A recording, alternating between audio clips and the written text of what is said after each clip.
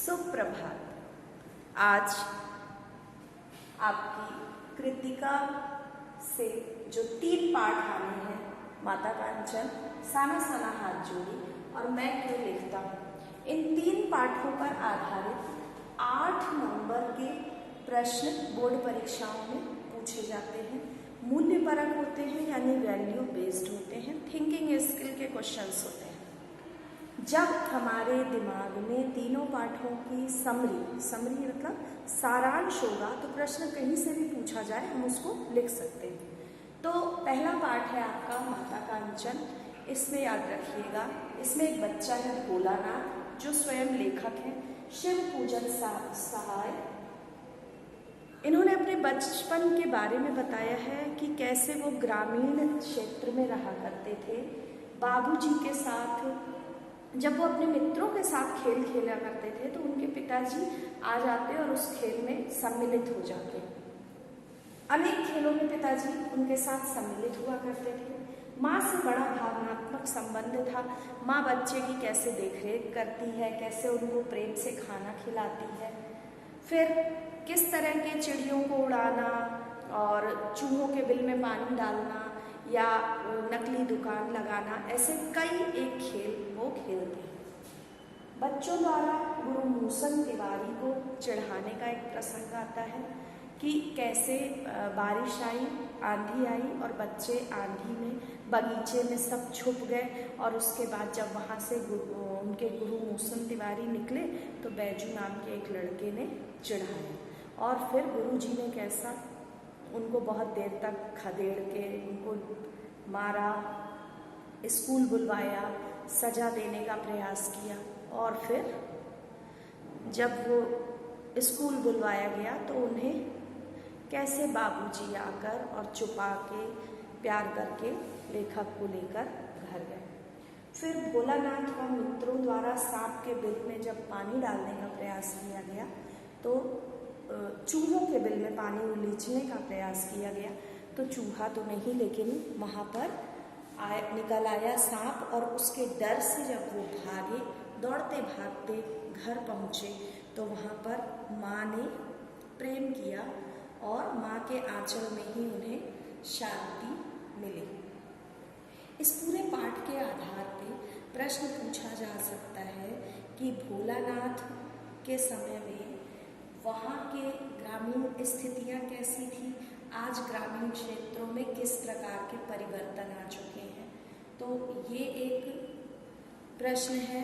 दूसरा, लेखक के पिता, अक्सर जितने भी खेलों का उल्लेख है उसमें लेखक के पिता सम्मिलित हो जाते हैं। तो लेखक के पिता, क्या कारण रहा हुआ होगा कि पिता अक्सर खेल में शामिल हो जाते हैं।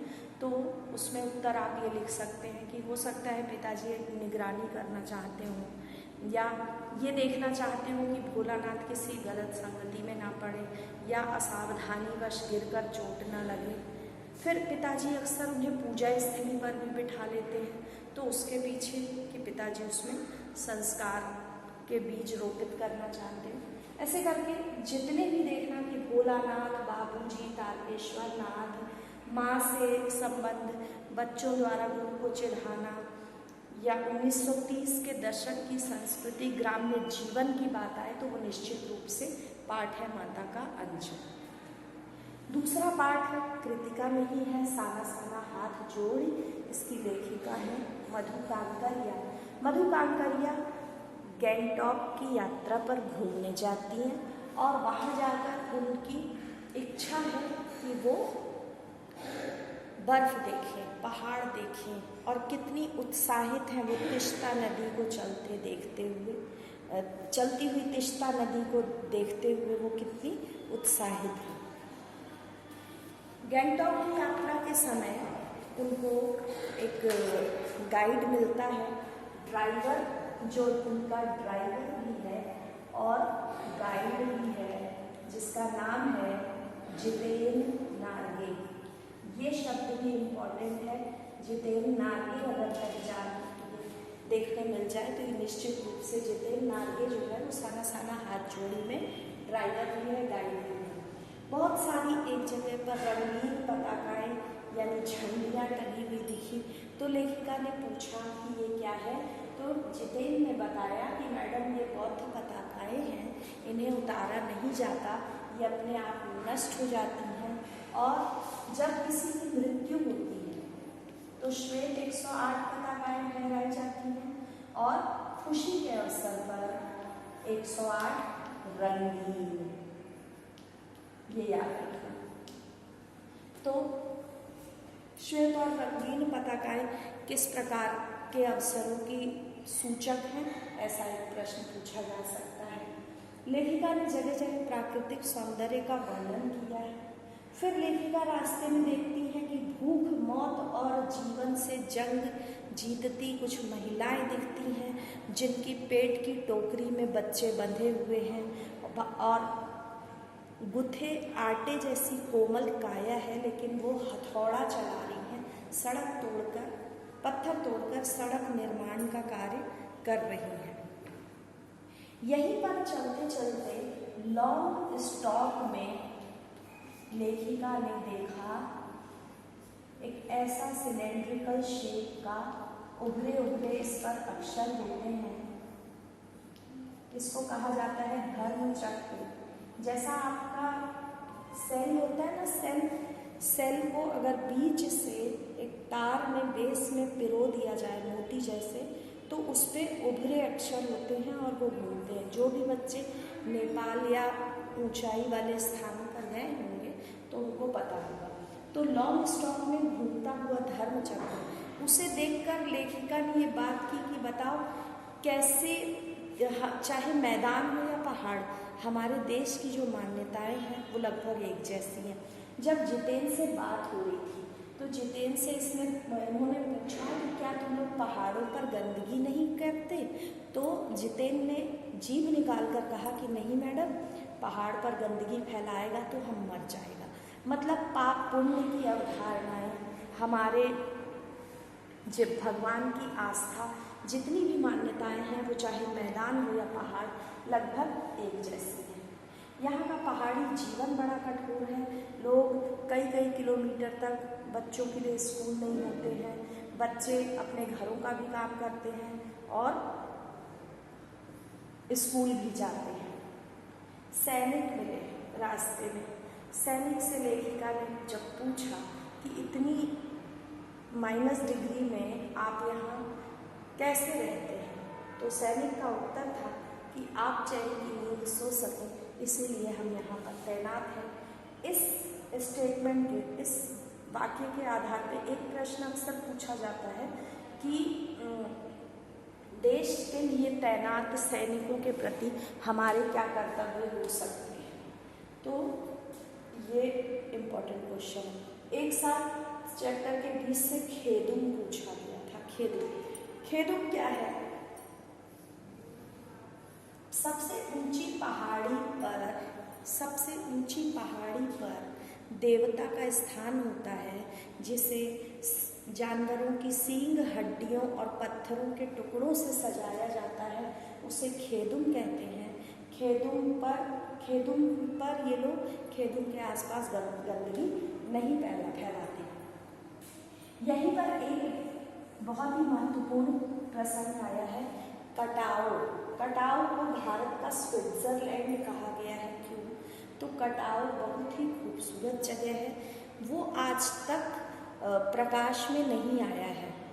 किस प्रकाश में नहीं आया है कि पर्यटक स्थल नहीं बना है, और पर्यटक स्थल नहीं बनने के कारण वहाँ लोगों की आवाजाही कम है, तो प्राकृतिक सौंदर्य जो है वो पूरी तरह से विद्यमान है।